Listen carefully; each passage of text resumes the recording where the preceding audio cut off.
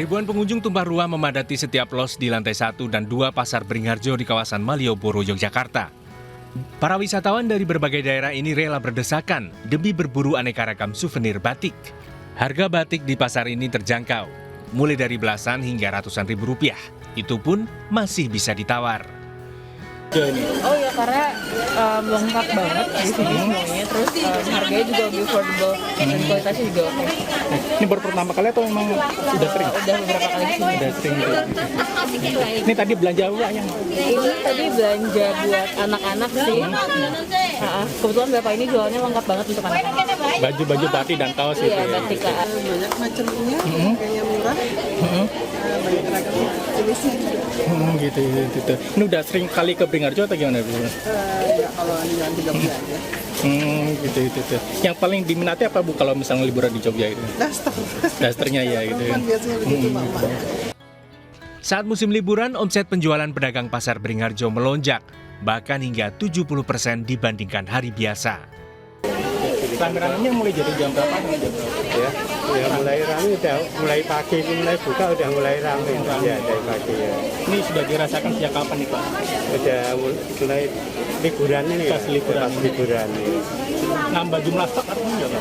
Ya, Nambah jumlah stok. ya ada jumlah tambah stok.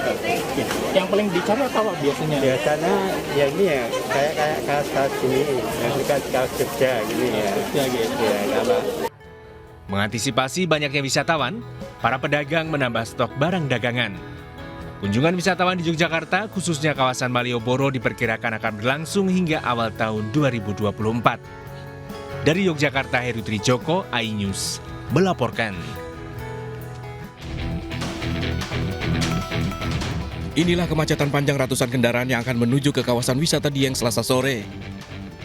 Antrian kendaraan mengular di sepanjang jalur terutama di kilometer 15. Bahkan kondisi macet total terjadi di beberapa kantong parkir. Kendaraan didominasi motor maupun mobil pribadi serta angkutan wisata. Penataan dan sempitnya ruang parkir yang kurang memadai berdampak kemacetan parah di ruas jalan. Mengantisipasi kepadatan, petugas memberlakukan rekayasa lalu lintas pada jalur menuju kawasan Dieng. Kendaraan dari Wonosobo akan diarahkan ke Telaga Warna hingga dilakukan one way pada saat kepadatan terjadi. Untuk peningkatan arus diindikasi nanti menjelang tahun baru akan terjadi peningkatan arus dan kita sudah siap melaksanakan rekayasa serta penerjunan anggota lalu lintas di lapangan. Pada masa libur Natal dan Tahun Baru ini, jumlah pengunjung ke kawasan Dieng melonjak mencapai 13.000 orang. Diperkirakan jumlah ini akan mencapai puncaknya pada perayaan Tahun Baru 2024 nanti. Dari Wonosobo, Jawa Tengah, Didik Dono Hartono, iNews melaporkan.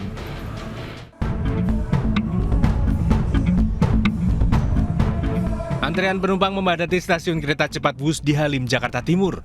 Libur panjang sekolah yang berbarengan dengan libur Natal dan Tahun Baru, penumpang kereta cepat Wus melonjak mencapai 21.500 penumpang setiap harinya. Para penumpang sengaja memanfaatkan liburan untuk berkunjung ke tempat-tempat wisata di Bandung. Mereka memilih menaiki kereta Wus untuk menghemat waktu dan enggan terjebak kemacetan jika harus menggunakan mobil pribadi. PT KCIC mencatat selama 2 bulan sejak dioperasikan pada 17 Oktober lalu, jumlah penumpang kereta cepat Wus telah mencapai 1.050.216 penumpang. Dan dari hasil survei, 48% penumpang merupakan pengguna kendaraan pribadi. Ya, sejak beroperasi dengan berbayar pada tanggal 17 Oktober sampai dengan saat ini, tepatnya dalam kurun waktu 2 bulan, kereta cepat Wus telah mengangkut 1 juta penumpang. Dan sampai dengan saat ini, bahkan pemesanan sampai dengan akhir Desember itu sudah berada di angka 1.050.000. Dan tentunya kami sangat mengapresiasi seluruh pengguna jasa dan para masyarakat yang beralih dari moda transportasi pribadi dengan menggunakan kereta Wus. Mengantisipasi lonjakan jumlah penumpang jelang Tahun Baru, PT KCIC telah menambah 8 jadwal perjalanan kereta Wus dari 40 menjadi 48 perjalanan per hari dengan kapasitas mencapai 28.000 penumpang. Dari Jakarta, Rani Sanjaya, iNews melaporkan.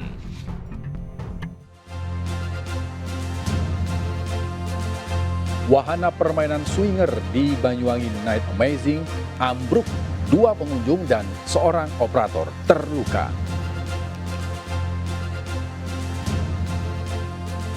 Percikan api muncul di salah satu gerbong rangkaian KRL Bogor, Jakarta saat berhenti di stasiun Bojonggede, Kabupaten Bogor. Para penumpang panik.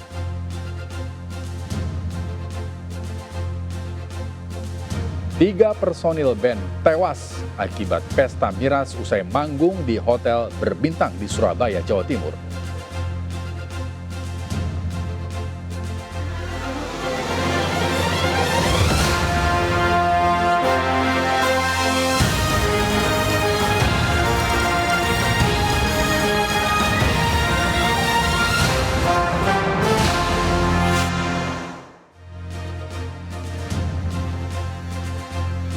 Halo pemirsa, jelang tahun baru sejumlah harga sembako terus naik. Akibatnya omset pedagang turun hingga 70%.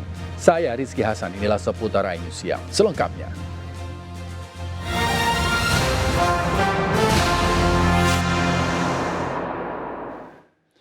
Pemirsa, sejumlah kabel gardu listrik di Taman Sari, Jakarta Barat terbakar. Warga sempat panik lantaran api nyaris menyambar rumah mereka.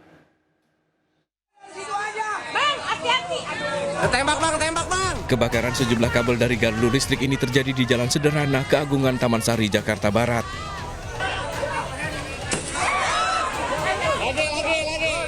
Warga sempat panik khawatir api menyambar ke pemukiman, langsung meminta pertolongan. Seorang warga nekat naik ke atap rumah berhasil memadamkan api menggunakan alat pemadam ringan. Diduga kabel gardu ini terbakar akibat tumpukan dari kabel yang semrawut. Petugas PLN yang datang langsung melakukan perbaikan terhadap kabel listrik yang menumpuk ini. Ada kabel induk yang terbakar. Ya kurang lebih entah berapa senti lah yang sudah terbakar.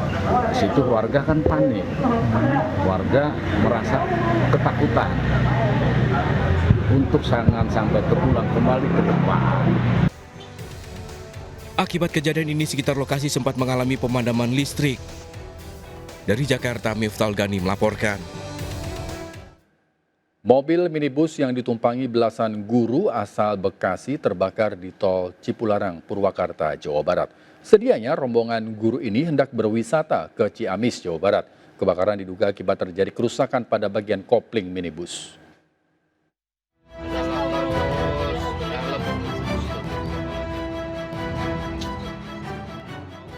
Beberapa kali ledakan terjadi saat kobaran api membakar sebuah minibus di pinggir tol Cipularang, Purwakarta, Jawa Barat. Petugas berupaya memadamkan api. Sopir dan 17 guru asal Bekasi penumpang minibus berhasil menyelamatkan diri. Sedianya rombongan guru ini hendak berwisata ke Ciamis, Jawa Barat.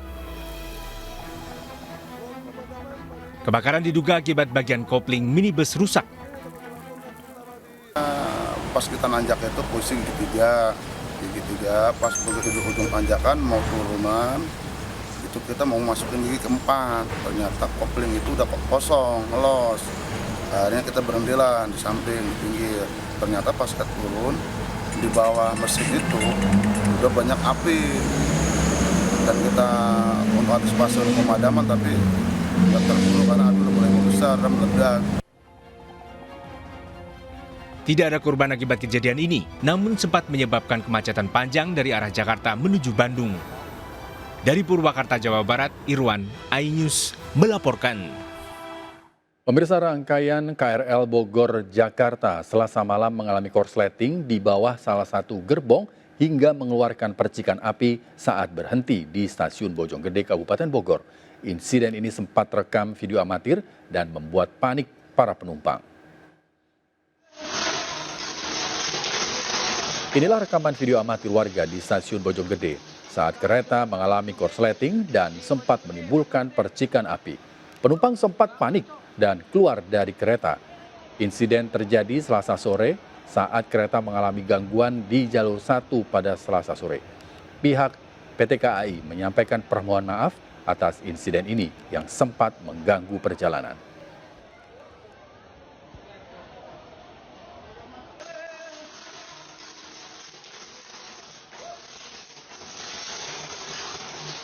1387B ini di Bojonggede.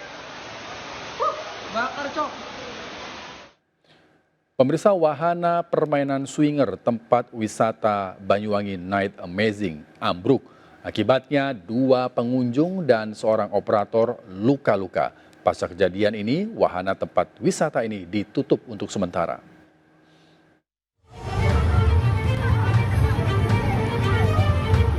Dalam rekaman video amatir, 2 orang pengunjung terluka dievakuasi setelah wahana permainan swinger di Banyuwangi Night Amazing ambruk Senin malam. Dalam insiden ini, seorang operator wahana permainan juga terluka. Para korban terluka pada bagian kepala, lengan, dan kaki dilarikan ke rumah sakit. Wahana permainan swinger ini roboh setelah salah satu rangka penyangga terlepas.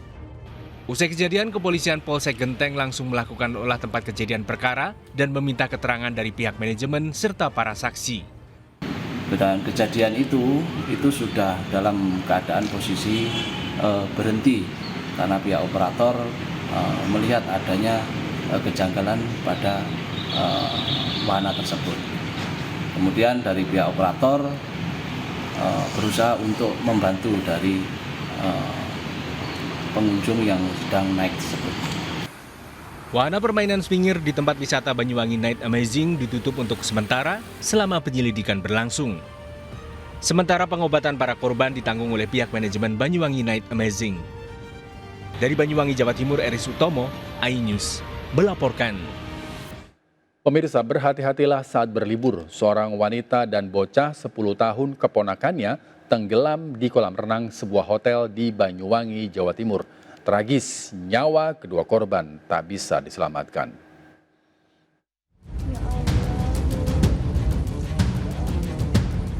Sejumlah karyawan dan tamu hotel panik mendapati seorang wanita dan bocah berusia 10 tahun keponakannya tenggelam di kolam renang sebuah hotel di Banyuwangi, Jawa Timur. Kedua korban langsung dievakuasi ke pinggir kolam renang. Keduanya merupakan warga Kebon Mas, Gresik, Jawa Timur ini diduga tak bisa berenang saat di kolam renang sedalam lebih dari 1 meter. Tenggelamnya korban diketahui setelah tamu hotel lain mendengar teriakan meminta tolong. Namun sayang, kedua korban meninggal dunia saat dalam perjalanan ke Rumah Sakit Bakti Yuda, Krikilan. Keluarga korban mengikhlaskan kejadian ini dan menolak jasad korban diotopsi. Jenazah korban dibawa pulang keluarga untuk dimakamkan di Gresik, Jawa Timur. Dari kejadian ini diingatkan kembali untuk berhati-hati saat berwisata, jangan sampai liburan yang semestinya penuh sukacita justru berakhir duka. Dari Banyuwangi, Jawa Timur, Eris Utomo, iNews melaporkan. Puncak arus balik libur Natal terjadi tadi malam di Stasiun Gambir dan Pasar Senen. Cuti bersama libur Natal berakhir. 43.000 lebih penumpang kereta telah kembali ke Jakarta.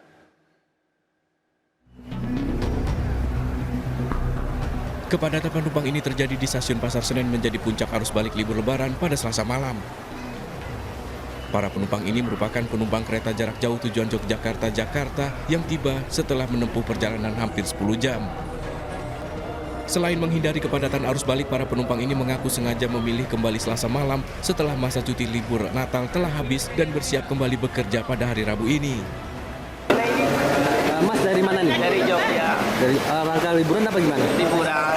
Kenapa memilih alasannya hari ini pulang? Karena besok sudah mulai aktivitas kembali.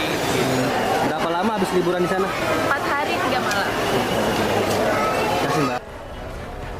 Jumlah kedatangan penumpang sejak 21 hingga 26 Desember mencapai 221.610 orang dengan rata-rata kedatangan hampir 37.000 per hari. Jumlah penumpang tertinggi terjadi pada arus balik Selasa malam yang mencapai 43.400 penumpang. Dari Jakarta, Rani Sanjaya, iNews melaporkan. Meski cuti bersama libur Natal telah berakhir, tampaknya sebagian warga masih mengambil cuti hingga akhir tahun.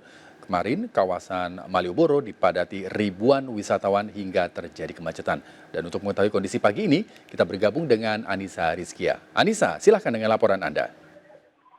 Ya, Rizky Hasan dan juga pemirsa, saat ini situasi di kawasan pedestrian Malioboro terpantau masih dipadati oleh para wisatawan. Karena memang Malioboro ini masih menjadi destinasi favorit, bahkan bisa menjadi salah satu destinasi wajib begitu ya ketika berkunjung ke daerah istimewa Yogyakarta. memang menurut data yang berhasil kami himpun dari Dinas Perhubungan Daerah Istimewa Yogyakarta, kendaraan yang masuk hingga kemarin malam begitu ya, mencapai 61.000 kendaraan yang memasuki kawasan wilayah Daerah Istimewa Yogyakarta. Selain itu juga, Rizky, untuk saat ini ditargetkan hingga mencapai akhir tahun nanti, jumlah kunjungan wisatawan di Daerah Istimewa Yogyakarta mencapai 9,6 juta. Itu artinya di hari ini bukan menjadi puncaknya, namun nanti jelang pada pergantian tahun, salah satunya di titik keramaiannya ini adalah di kawasan Malioboro, akan mulai dipadati oleh para wisatawan. Dan memang rencananya kawasan Malioboro ini akan menjadi titik pergantian tahun nanti, di mana ada sejumlah panggung begitu yang didirikan.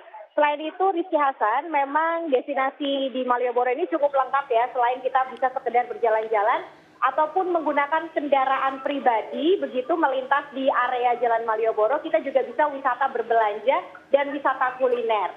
Demikian laporan sementara dari Yogyakarta. Saya kembalikan kepada Rizky Hasan yang ada di studio. Ya, Anissa, satu pertanyaan terakhir Anissa, selain Malioboro, di titik mana lagi wisatawan di Jogja biasanya untuk hadir berkumpul untuk menghabiskan akhir tahun ataupun libur Natal ini? Baik, memang untuk puncak perayaan pergantian tahun begitu ya, ada beberapa titik yang ini menjadi salah satu favorit mungkin ya, selain Malioboro, juga ada di 0 km Yogyakarta dan juga di Tugu Palputih Yogyakarta. 3 titik ini adalah tempat di mana nantinya akan ada pesta kembang api dan juga sejumlah hiburan yang dipertontonkan begitu bagi masyarakat yang hendak merayakan pergantian tahun menjelang tahun 2024. Demikian Rizky. Baik, terima kasih Anissa Rizky melaporkan langsung dari Malioboro, Yogyakarta. Selamat bertugas kembali. Pemirsa, saat liburan, wisata kuliner juga menjadi agenda wajib. Nah, jika Anda tengah berkunjung di Banyumas, Jawa Tengah, jangan lewatkan untuk mencicipi kuliner seroto. Berbeda dengan kuliner soto pada umumnya, seroto Banyumas menggunakan kuah rempah segar dan ditambah dengan bumbu kacang tumbuk.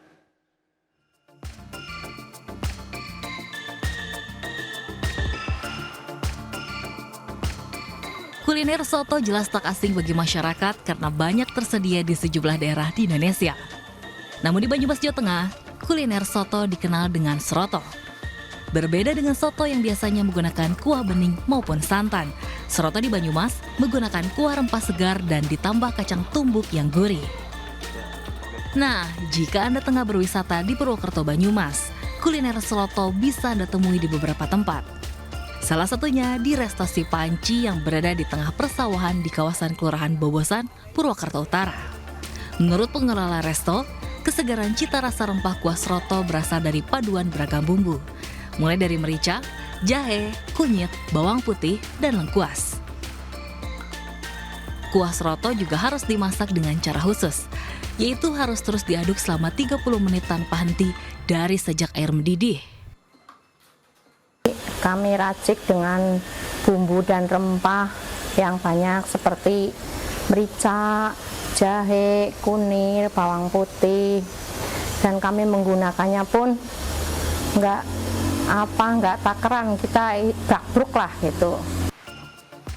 Untuk menikmati kenikmatan kuliner ini, pengunjung cukup membayar Rp25.000 untuk seroto daging sapi maupun daging ayam kampung, sudah termasuk telur ayam rebus. Mantap, luar biasa, menyegarkan sekali di saat kita baru jalan ya, berkeringat, menikmati soto Si Panci yang anget ya, pas banget, mantap rasanya. Untuk menambah kenikmatan, pengunjung biasanya menikmati seroto dengan teh panas dan mendoan khas Banyumas yang disajikan hangat. Lezat dan nikmat. Dari Banyumas, Jawa Tengah, Saladin Ayubi, iNews melaporkan. Kita ke informasi lainnya, pemirsa. Angin puting beliung menerjang Kabupaten Cirebon, Jawa Barat.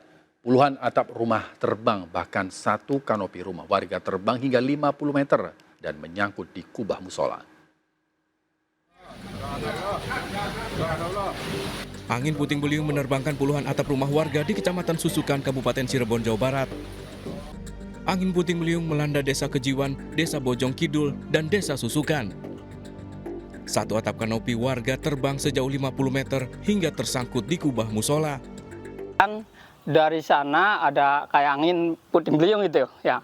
Ada keangkat dari punya atap tetangga langsung ke bawah ke musola. Dia nabrak membawa musola tuh. Akhirnya jatuh di atas musola dengan termasuk rumah tetangga juga. Angin puting beliung ini juga membuat sejumlah pohon tumbang, tak ada korban akibat kejadian ini. Usai melakukan pendataan, BPBD Kabupaten Cirebon akan memprioritaskan kerusakan terparah untuk mendapat bantuan dinas sosial. Dari Cirebon, Jawa Barat, Toy Iskandar, iNews melaporkan. Sebuah tebing longsor dan menimpa 2 rumah warga hingga hancur setelah hujan deras mengguyur di Mandailing Natal, Sumatera Utara. Warga panik saat tebing longsor dan menimpa 2 rumah warga di Desa Batu Mandinding, Mandailing Natal, Sumatera Utara hingga roboh. Longsor terjadi saat hujan deras mengguyur wilayah ini. Tak ada korban saat kejadian, pemilik sedang tak ada di rumah. Beberapa hari terakhir wilayah Mandailing Natal kerap diguyur hujan deras hingga mengakibatkan tanah longsor di sejumlah lokasi. Sebelumnya beberapa hari lalu akses jalan provinsi di Kecamatan Panyambungan Selatan juga terputus akibat longsor dan hingga kini belum bisa dilintasi. Dari Mandailing Natal, Sumatera Utara, Ahmad Hussein, iNews melaporkan. Korban tewas akibat ledakan smelter di Morowali bertambah menjadi 18 orang. 41 pekerja yang terluka bakar masih dirawat. Salah satu korban tewas, videonya sempat viral saat korban yang dalam kondisi terluka bakar masih sempat berupaya menolong rekannya.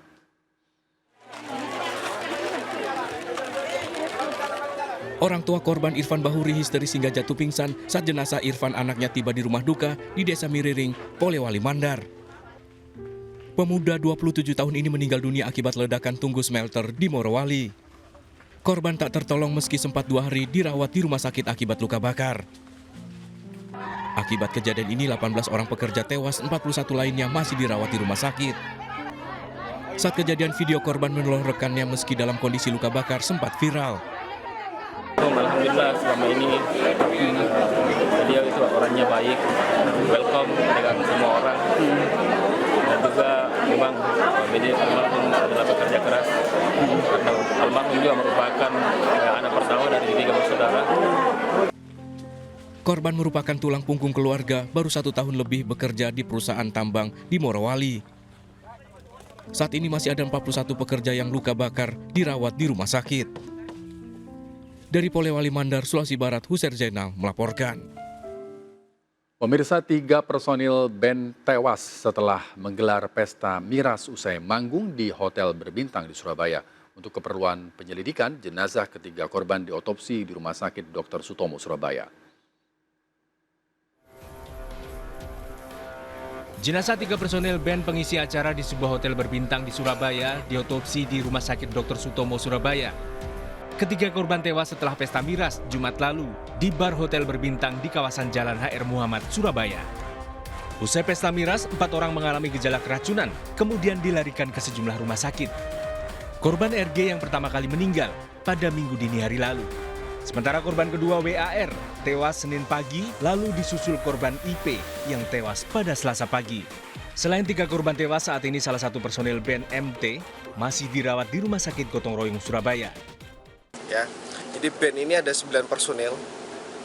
9 personel termasuk sound engineering dan juga ada asisten. Semuanya ikut minum. Yang mabuk berat 1 atas nama RG, ya inisialnya RG. Ini mabuk berat yang mana kemudian pulang menggunakan kursi roda. Polisi telah memeriksa 5 orang saksi, diantaranya bartender, rekan korban dan manajemen bar. Polisi juga menyita barang bukti berupa cairan miras, gelas, dan peralatan bartender. Sementara itu jenazah WAR yang telah selesai diotopsi telah diambil pihak keluarga untuk dimakamkan.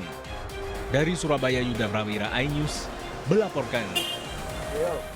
Pemirsa, jenazah mantan Gubernur Papua saat ini masih disemayamkan di Rumah Duka Sentosa RSPAD Gatot Subroto, Jakarta. Jenazah akan dibawa ke Papua Kamis dini hari. Berikut laporan Muhammad Zulhilmi dari Rumah Duka di RSPAD Gatot Subroto, Jakarta. Jenazah mantan Gubernur Papua Lukas NMB saat ini masih disemayamkan di Rumah Duka Sentosa RSPAD Gatot Subroto, Jakarta. Rencananya jenazah akan diterbangkan ke Papua sekitar Kamis dini hari nanti.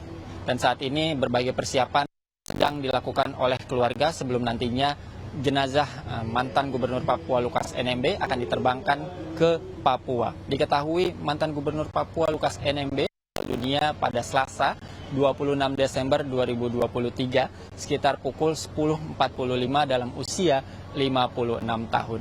Lukas NMB memiliki berbagai riwayat penyakit seperti penyakit jantung, gagal ginjal, hingga stroke. Bahkan almarhum sempat melakukan cuci darah hingga 15 kali sejak Oktober 2023. Mantan Gubernur Papua Lukas NMB terjerat kasus korupsi dan divonis 8 tahun penjara serta denda 500 juta rupiah, subsidi 4 bulan penjara. Sementara itu Pengadilan Tinggi DKI Jakarta memperberat vonis Lukas NMB menjadi pidana penjara 10 tahun, denda 1 miliar, subsidi pidana 4 bulan, serta membayar uang pengganti sebesar 47,8 miliar rupiah. Dari Jakarta, Muhammad Zulhilmi, Dias Riawan, Sadusanto, iNews melaporkan. Jelang tahun baru, sejumlah harga sembako naik mulai dari bawang, cabai, telur, dan daging ayam. Akibatnya omset pedagang turun hingga 70%.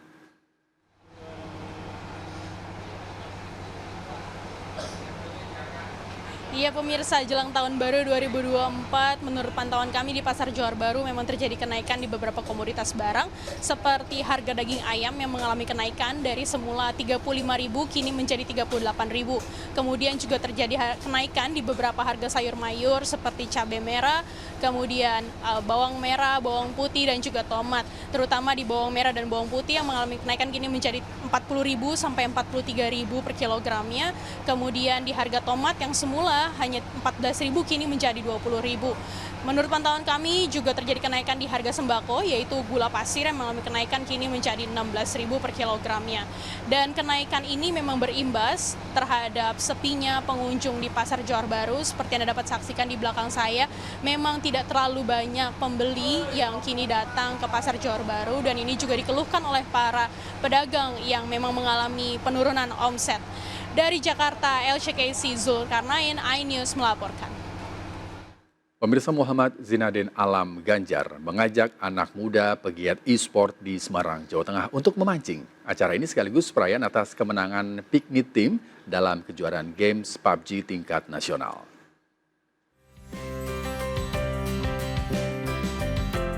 Muhammad Zinadin Alam Ganjar, putra calon presiden nomor urut 3 Ganjar Pranowo, mengajak sejumlah anak muda pegiat e-sport yang tergabung dalam Pikmi Team untuk memancing bersama. Menaiki perahu kayu, mereka berangkat menuju ke Tambak Harjo, Semarang untuk memancing ikan bandeng.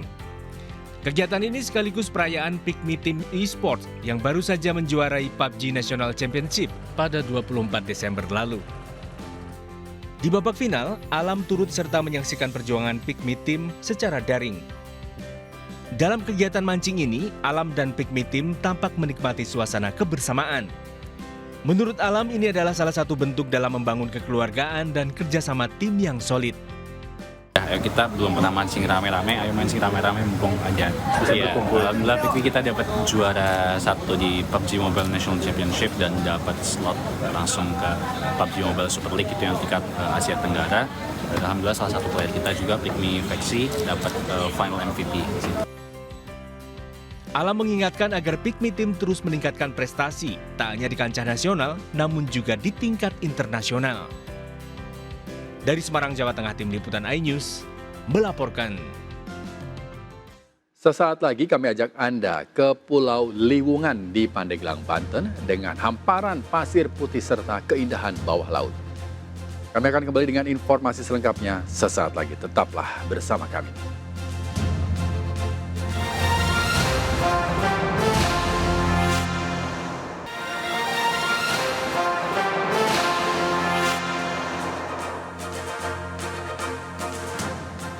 Terima kasih Anda masih bersama kami. Pemirsa, 5 hari akses jalan provinsi terputus akibat longsor di Mandailing, Natal, Sumatera Utara. Seorang ibu yang hendak melahirkan terpaksa ditandu melintasi hutan.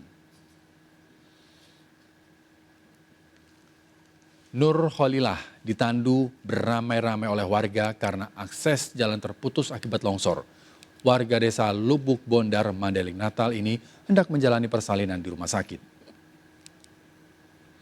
Namun karena mobil yang ditumpangi terhambat longsor, sehingga ia terpaksa ditandu melintasi hutan sebelum dibawa menggunakan mobil lain ke rumah sakit. Longsor di Jalan Provinsi Kecamatan Panyabungan Selatan terjadi pada Jumat pekan lalu, hingga membuat akses warga selama 5 hari ini terputus. Pembersihan material longsor terkendala hujan yang terus mengguyur wilayah ini.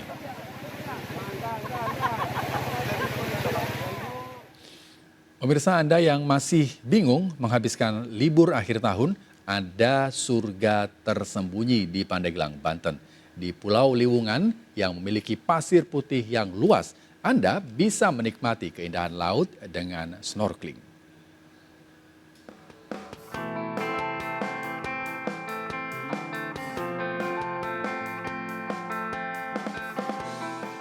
Hamparan pasir putih dengan lautnya yang biru menjadikan Pulau Liwungan bak surga tersembunyi. Terletak di Desa Citerep, Kecamatan Panimbang, Pandeglang, Banten, pulau ini berjarak 172 km dari Jakarta dan dapat ditempuh dalam 3 jam 35 menit. Menuju Pulau Liwungan, wisatawan bisa menggunakan perahu dari kawasan Tanjung Lesung, Kecamatan Panimbang. Hanya dalam 20 menit sampai di Pulau Liwungan. Menggunakan perahu, Anda bisa berkeliling pulau dari pagi hingga sore dengan membayar Rp500.000 untuk 10 orang penumpang atau Rp50.000 per orang. Para wisatawan bisa berenang serta snorkeling untuk menikmati keindahan bawah laut Pulau Liwungan. Rombongan dari mana ini? Dari Tangerang, Pak. Tangerang. Ini sering nih berkunjung ke tempat ini?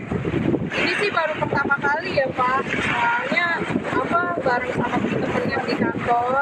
Yang membuat Teteh terkesan nanti nih untuk berkunjung ke Banten nih, Teh? Yang pasti pantainya, terus udah gitu pengalaman snorkelingnya juga ya, Pak. Nah, tunggu apa lagi? Dari Pandeglang, Banten, Iskandar Nasution, iNews melaporkan.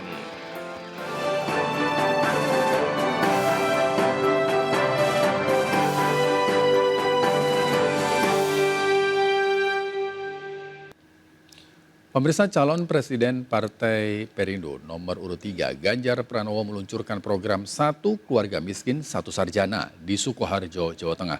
Program unggulan ini untuk pengentasan kemiskinan dan pemerataan ekonomi menuju Indonesia Emas 2045. Kedatangan calon Presiden Ganjar Pranowo disambut antusias ribuan pendukung dan simpatisan. Dalam rangkaian kegiatan kampanye ini, Ganjar meluncurkan program Satu Keluarga Miskin Satu Sarjana. Menurut Ganjar, program tersebut bakal didanai melalui alokasi anggaran pendidikan yang mencapai 20% dari APBN. Program Satu Keluarga Miskin Satu Sarjana ini merupakan upaya untuk memutus rantai kemiskinan. Usai melaksanakan rangkaian kampanye di Sukoharjo, Ganjar Pranowo melanjutkan kampanye di Klaten, Jawa Tengah. Sebenarnya 20% dari APBN itu sangat cukup. Tinggal sekarang kita memprioritaskan.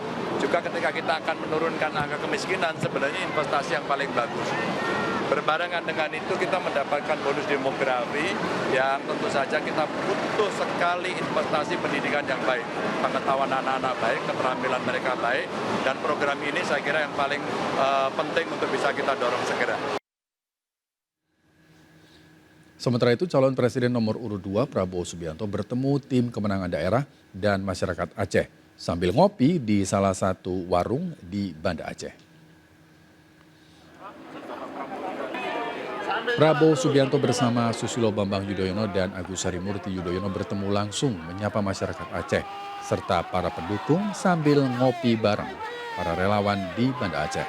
Di hadapan para relawan dan masyarakat Aceh, Prabowo meminta semua harus bersatu untuk melakukan perubahan untuk bisa mensejahterakan rakyat. Dalam pertemuan ini, Prabowo membahas pengelolaan hasil alam secara baik untuk bisa mensejahterakan rakyat khususnya Aceh.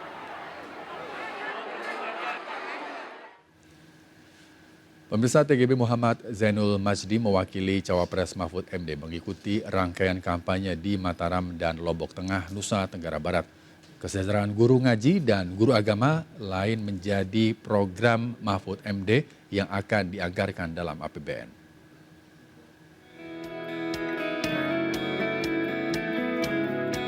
Wakil Ketua Tim Pemenangan Nasional Ganjar Mahfud, TGB Muhammad Zainul Majdi, menghadiri kegiatan relawan Mahfud MD Guru Bangsa NTB dan penyampaian orasi visi dan misi di Mataram. Dalam orasinya, TGB menyampaikan program Mahfud MD yang akan memperhatikan kesejahteraan guru ngaji serta guru-guru agama lain dengan memberikan anggaran sebesar 0,4% dari APBN. Ya misalnya ya dalam 21 program itu misalnya ada insentif ya kepada guru ngaji dan juga guru agama lain. Ya, ada di data itu kita mendata ada sekitar 928.000. Ya dengan yang lain sekitar 1 juta. Akan diberikan insentif 1 juta per orang per bulan. Usai menghadiri kegiatan relawan Mahfud MD, Guru Bangsa NTB dan penyampaian orasi visi dan misi, TGB Muhammad Zainul Majdi mengunjungi posko gerakan Ganjar Mahfud di Jalan Majapahit, Mataram. Pada kesempatan ini, ratusan perwakilan rakyat NTB dari berbagai komponen juga berkesempatan berdialog dan menyampaikan harapannya kepada pasangan Capres-Cawapres nomor urut 3, Ganjar Mahfud. Tim Liputan iNews melaporkan. Pemirsa, jelang pemilu 2024, Partai Perindo di berbagai daerah terus melakukan rekrutmen saksi untuk mengamankan suara di TPS. Para caleg dan kader juga semakin rajin ke lapangan untuk menyerap aspirasi agar masyarakat menentukan pilihannya kepada partai bernomor urut 16 ini.